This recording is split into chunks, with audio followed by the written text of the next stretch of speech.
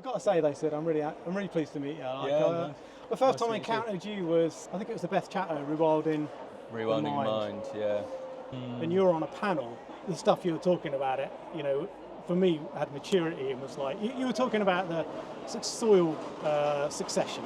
Tell me what soil succession is. Yeah, well, it's because we talk about different ecosystems above the ground, but every time we have a different ecology of plants above the ground, that's echoed underneath the ground in the soil ecology.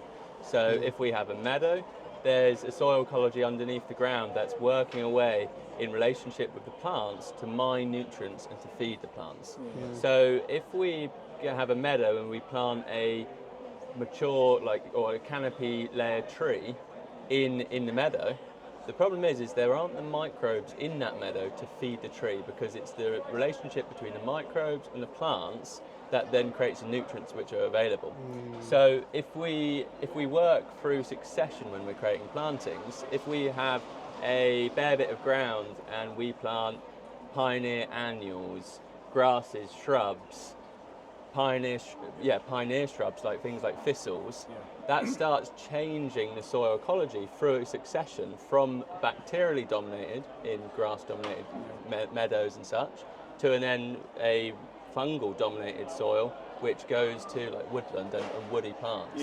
So what we need to understand is, if we want to grow really healthy plants, we need to grow other plants which build up the soil ecology to get to that, rather than just putting an oak tree in a field and going, survive. Done. So naturally that would happen above ground and below ground. It happens at the same time, doesn't it? But we only pay attention to what happens above ground. So that would be your sort of scrubland edge, brambles would move in. Thorny plants, a lot of your thorny plants, they protect the saplings, right? So that while that's happening, what you don't think about is the soil ecology is changing underneath, right? Exactly. Yeah. So what would happen in this scenario with this going forward? So let's say you planted this for somebody. What happens? I heard you talk again. Over to you in a minute, Chris. It's fine. Sid, I heard you talk about creative management, which I thought was really interesting and something that I practice a bit, because I try and work with naturally occurring plants and what the soil's offering me, and and I think it's probably similar for something like this, isn't it? Like, to design that garden is quite difficult. Where would you see it going? How does it evolve? What happens over time? It needs interaction from people. Because if we disrupt the ecology so much and remove the animals that usually have relationship with the plants, you think in a meadow ecosystem, for it to be healthy, you would have herbivores coming through and grazing out bits of grass, stamping holes and creating opportunities for seeds to get established. So if you want to create a really thriving ecological meadow, you need to be the ecosystem engineer as the gardener. You need to be coming in and creating disturbance. Otherwise, so many people have the wrong idea about meadows and ecological plantings, as if it's something you can just plant and leave. But actually, the best meadows and ecological landscapes are those that people interact with. They pull clumps of plants they don't want out. They sow seed. They plant new plants in, and it's this interaction, this back and forth between landscape plants and people that creates ecological diversity and health in the landscape. And so would you expect all of those plants to survive? Like, essentially, like if you seeded a meadow, you might have 30 plants in that seed mix, right? But then, maybe 10, maybe less would come through. The dominant ones of that soil type would come through, wouldn't they? Oxide daisies, or whatever. The new ones will come in as well. Yeah, exactly. This is the They'll seed thing. in. Yeah, the ones that want to be there. If you create that disturbance. Yeah. And that's the key. So like in here, we've got what we call the filler layer, and that's things like the Bladdercampion.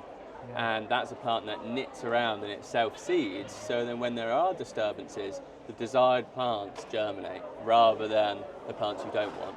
And then that means that, you might get a few of the plants you don't want, but if you weed those out, you don't need to buy more plants because you've already got that seed stock in landscape. Yeah. So when you mention those plants, let's go through a few, shall we? The Bladdercampion.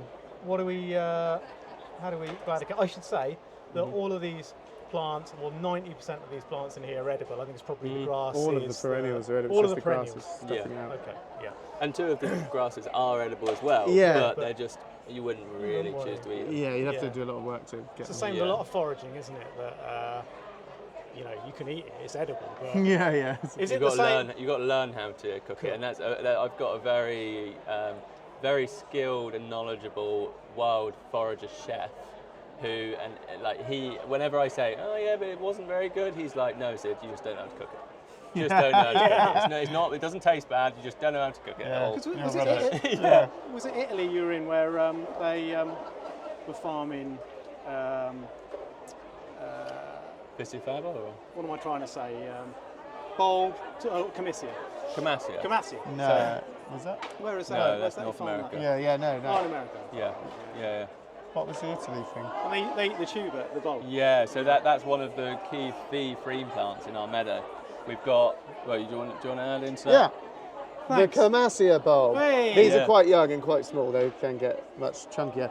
But yeah, in North America, you can boil them or you can roast them in like an earth oven. Really sweet, full of inulin, really good for digestion.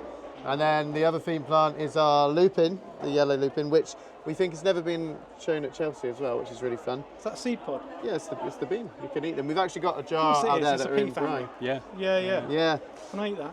It's a bit dry out. We've at the got moment, it might be fresh around. ones No, out it's the been back. cooked. yeah. It's been cooked, but it's a bit dry, so it's been sat Yeah, out yeah. here. But for you a few can days. eat it. I had some of your. I think Sally had cooked some Oh, I put on that dish. Yeah. So on that, I think she's got on there barley. is it? dill. Something like not She's barley. got dill, chives, the anchusa were on there. We're all sprinkled on top like edible flowers as well. I kind of think what else she put in that dish now. I think that was all, wasn't That it? might have been it from Yeah. this garden. So what's gone into the? So in terms of sort of getting the garden built, like, have you contracted the plant growing? How specific have you been about the mediums? You're both keen growers. Okay, let's go back a bit. So you're like brothers from another mother, right? Yep. You're both from Devon, Cornwall. Tabby. Tabby and Tavistock Devon. and Both Devon. Tabby boys. Yeah, Fair yeah. play. Both Yeah. grew up, really influenced nature. I think you were home educated on Yeah. permaculture. In Yeah. gardening. Portugal though, Sid was in Portugal, was Portugal that, for a was it? long time. Yeah. You worked with your stepdad, I mean, yeah, I foresting literally and been out, working in the woods, doing countryside work, and then started out as a gardener when I was like So 14, you- 15, yeah. Chris. Sorry, yeah. Then you both went to Duchy College, right? Yeah. Did ecology and conservation there. And- Yeah, same. Yeah. Ecobotany. Oh, same. Yeah, Same so course. we did the same Right. course. So Oh, we were, that's we were right, already okay. friends from the skate park because Chris rode BMX, I rode skateboard. I still do. And then we were already good friends, and Chris joined the college I was at.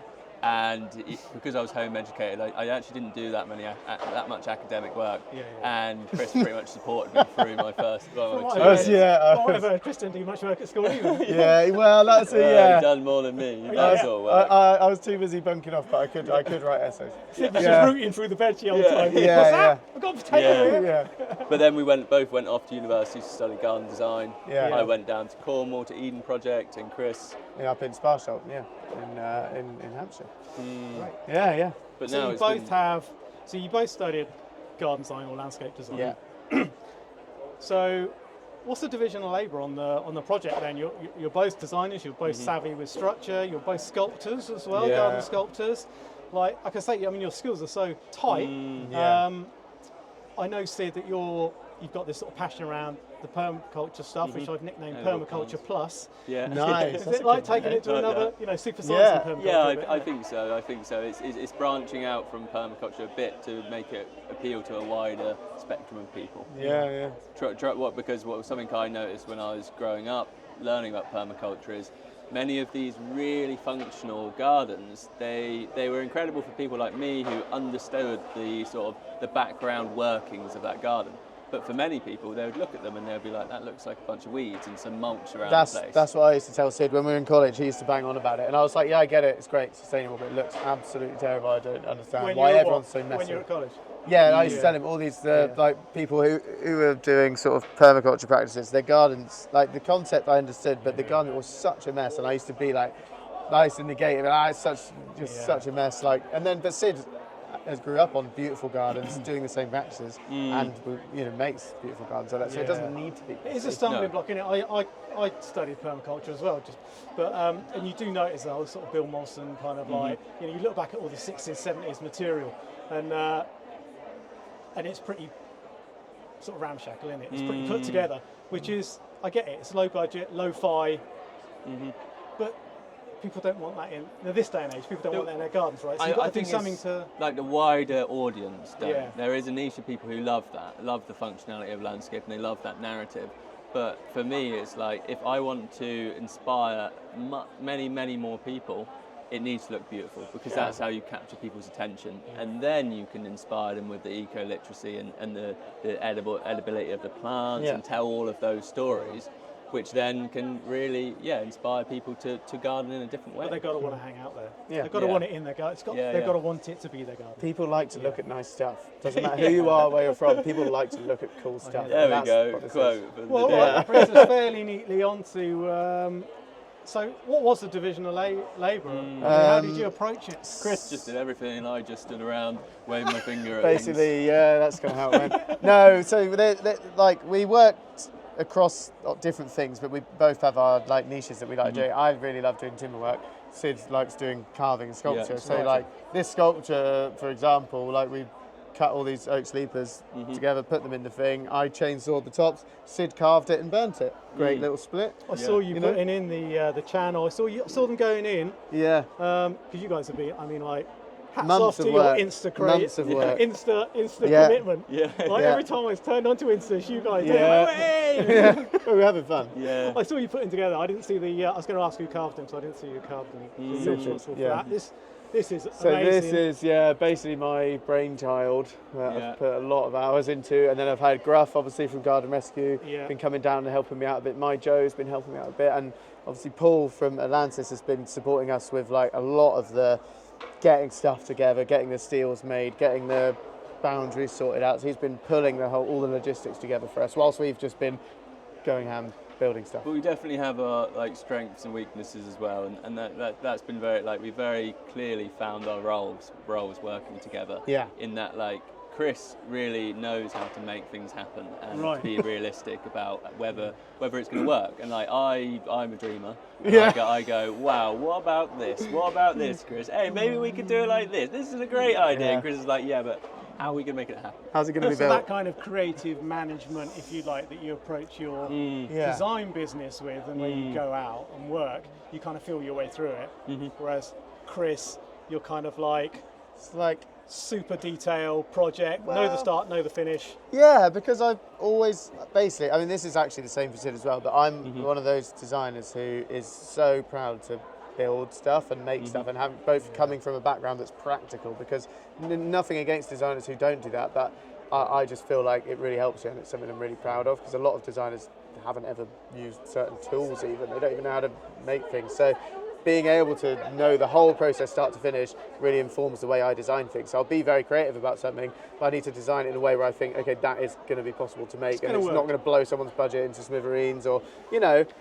And this was slightly mind-bending, but it was possible, so just there. I wouldn't even like to know how much this hive, the shelter we're standing in, the hive, would cost to commission. I tell you what, I can't imagine the man hours in this. it's man hours that brings the price up, yeah. This is a podcast and we're filming it, but if anyone's just listening, describe it, Chris. So it's a hexagonal structure. It's called the hive because it links to our beehives that we have in the garden. So it's a hexagon, and we wanted people to be able to view out across the meadow from multiple sides, and we didn't want it to feel too shut off, but we wanted people to feel safe. So the beautiful sculpture that Sid has carved wraps around the back of this hive. It forms part of the structure of the hive even as the legs go through it.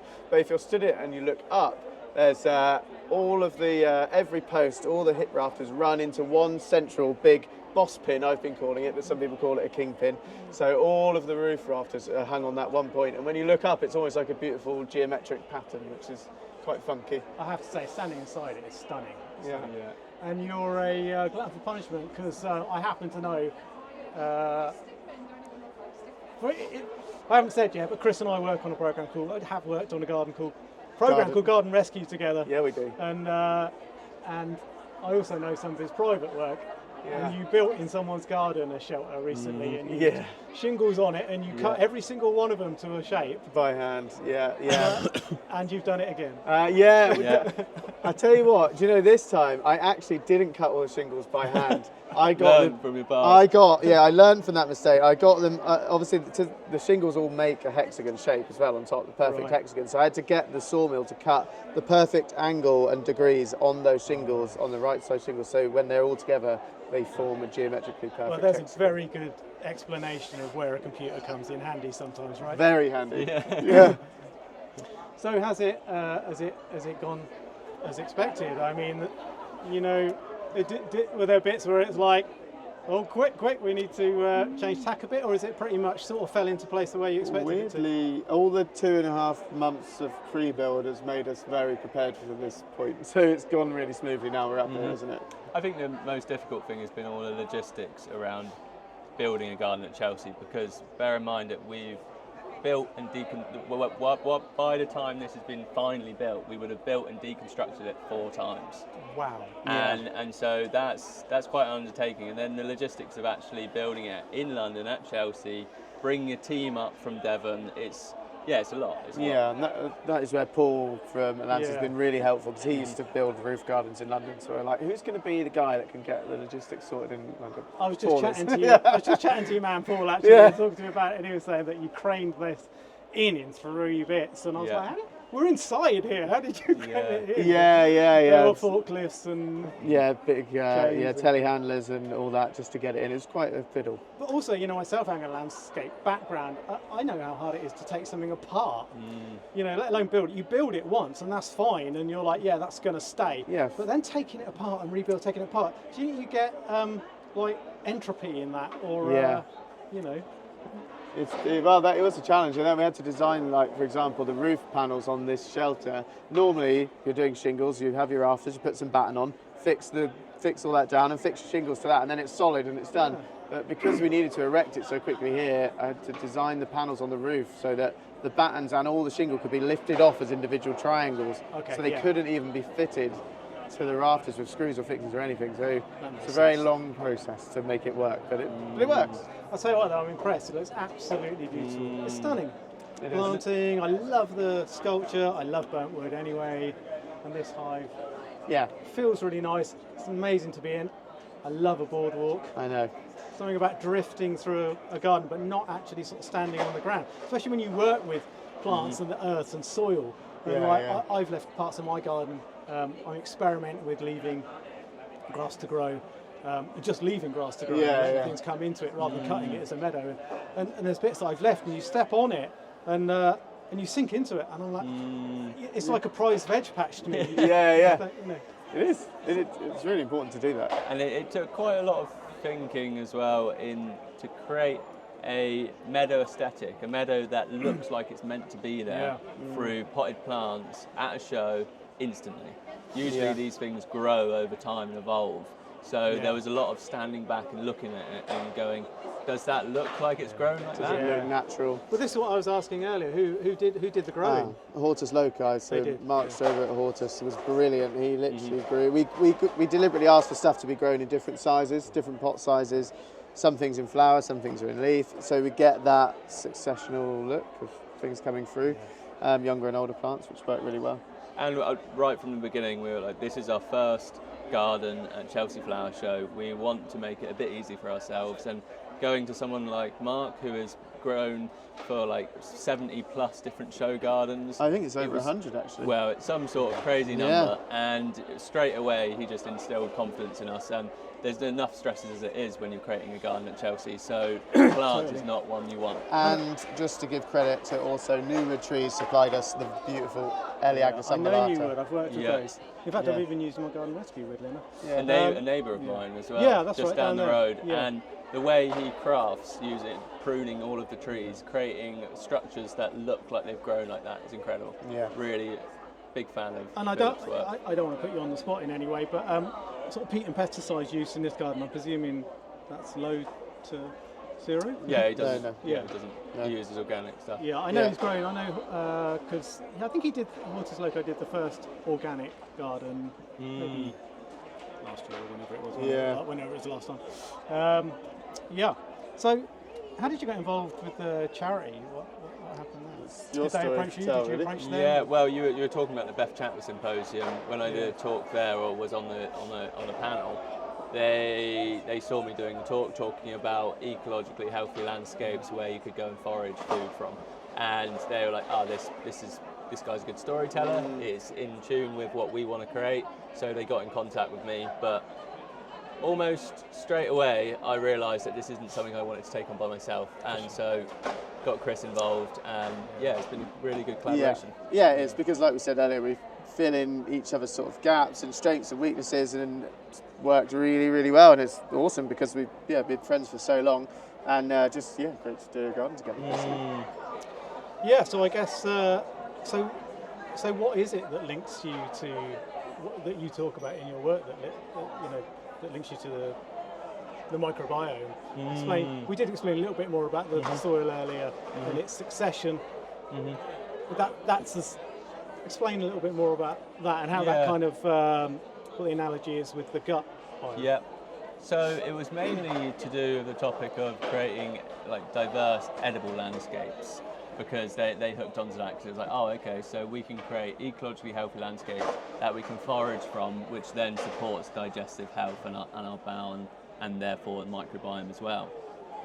So what we've really been, like the narrative we've been telling is the fact that if we cultivate plants in these diverse polycultures rather than a monoculture, polyculture is multiple plants growing together.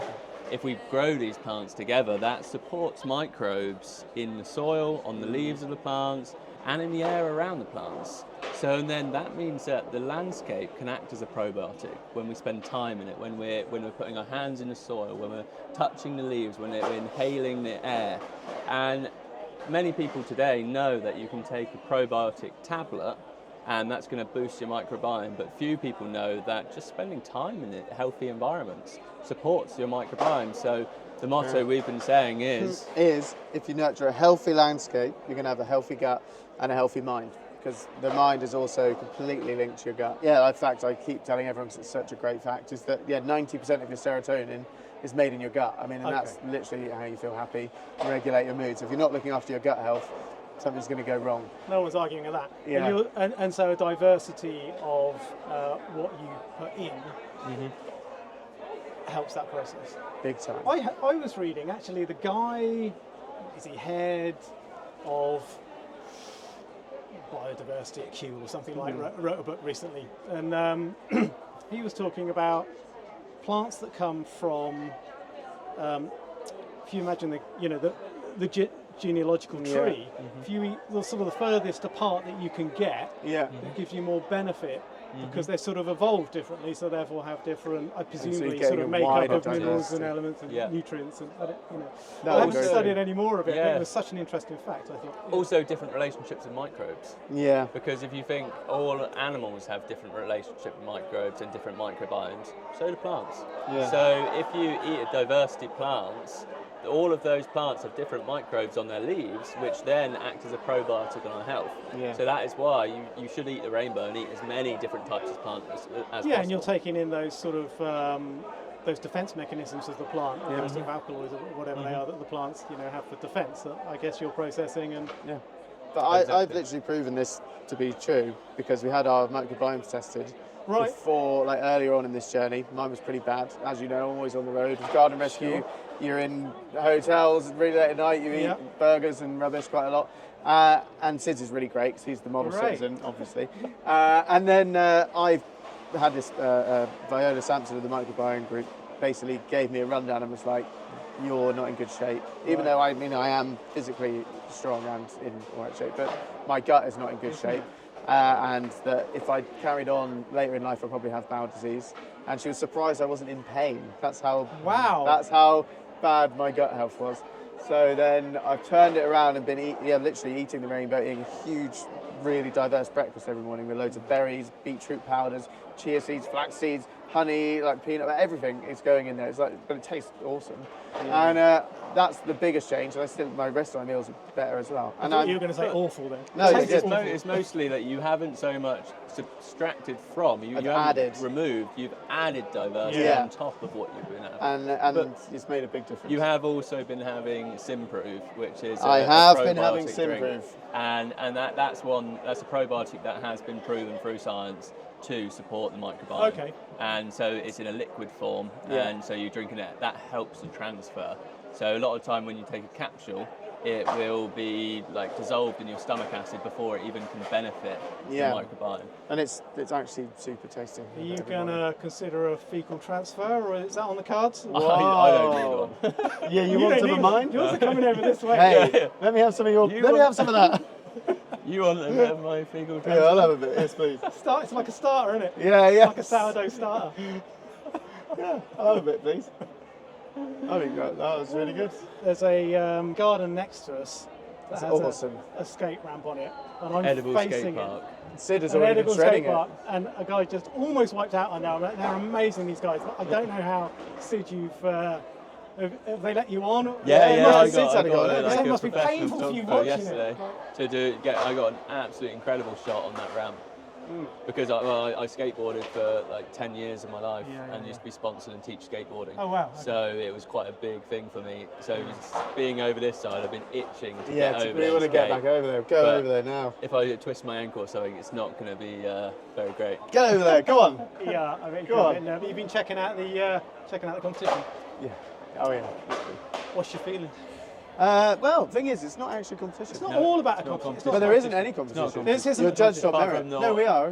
People's choice. This is the people's choice. Oh, this But is none people's of, choice. yeah, no. Hang on. Let's Sorry, clear this up. I'm, All explain, show gardens, none of them are in competition with each other. No. So you're judged on your judging criteria against your briefs as individual merit. Obviously, they do compare a little bit, For sure. but everyone does. So it's not like in this 3 gardens, one gets a gold, No, one gets silver, no, one no. gets No. a... Everyone No. could, in theory, win a gold, but they obviously won't because no one ever does. That's kind of weird. But lots of people will get golds or silver you, gilts or silvers. Or You got any favourites? Got anything that like My- stood out? Is it super interesting? Or I'm going to big up Dan Bristow's garden, if that's all right, because he's just this is in our category. I'm talking about in the All About Plants. He's the one just behind us in the show Wales. with the Size size of of Wales garden with his very tall towers, and it's a real plantsman's garden. It's like got so many things in there that where I look at it and I have no idea what they are. That doesn't happen very often. I could probably identify most of the plants in all these gardens, not that one. There's some mad stuff in there with really cool history. what I liked about that was I think he's celebrating 313 plants, which is how many different species of trees there are per hectare in a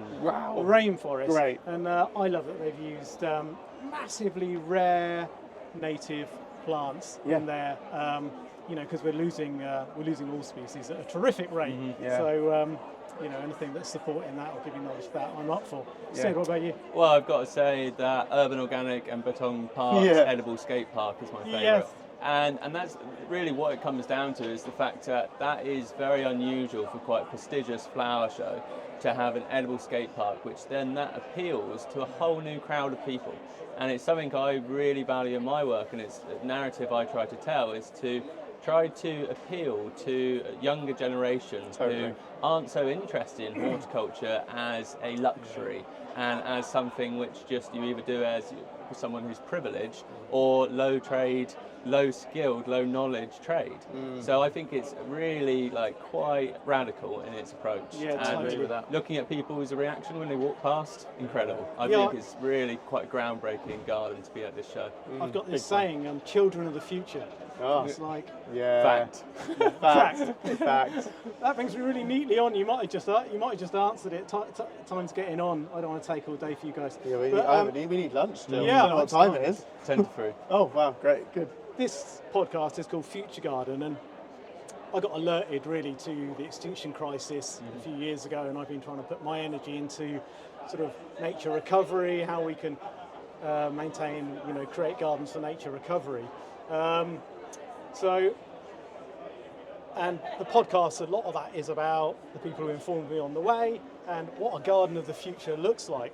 But that also has to play into culturally what a garden needs to be and also essentially what people want. But, let's Sid first. What's your idea of a future garden for sort of the prism that you look through? I think it's got to be one that tells a narrative of people living in symbiosis with life and changing the way we treat other beings so that we can create a sustainable future. And for it not to be a luxury, for it to be an absolute necessity to have ecologically diverse, edible landscapes and landscapes that restore environments. That's it. I'm into that. Yeah. I mean, I definitely agree with a lot of that. But I think Sid's right. It has to be gardens that are made sustainably, but also for me, it really is all about people, but giving access for people everywhere. So it doesn't matter whether you live in a city and you've got a flat, but people actually just public spaces, public parks, public realms. So no matter whether you're rich, poor, whoever, whatever, you can actually get out there and get your hands dirty and engage with nature, which is basically the whole message of our garden, that it's going to benefit your whole bodily health. So that's the thing that I think really just needs to And like I change. say, getting the kids in, isn't it? It's like skate parks and like Yeah. make it fun and make horticulture like Not so a stuffy. career, right? Not so stuffy. stuffy. A career, anyone Yeah. can do it. It's a good job. There's a good future Exactly. Yeah. Brilliant. Brilliant. Thanks, in it. Thanks for your Andy. time, boys. Love Appreciate the garden. Cheers, I hope, mate. hope you for a gold. Cheers. Hope for the whatever it's People's Choice Award. Yeah.